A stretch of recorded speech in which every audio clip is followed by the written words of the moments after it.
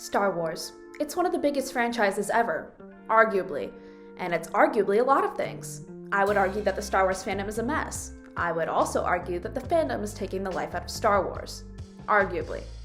Star Wars fans love to argue, but lately it seems some of this arguing is more damaging than intellectually challenging.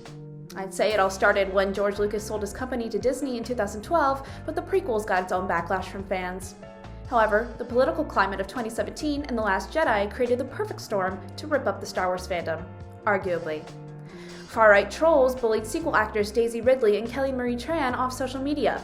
Arguably, I think this takes out the enjoyment of filming subsequent movies for sequel actors, and arguably, these trolls have made the Star Wars fandom a hostile space for fans. I mean, even Rian Johnson addressed the behavior of these anonymous social media users, although the way that it went about was not exactly tactful.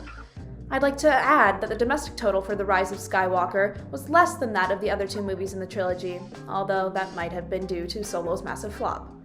Star Wars has only lost money from the release of Solo and have lots of ways to recover that money, like from merchandising, so the decline of domestic totals for The Rise of Skywalker isn't a big deal for the franchise.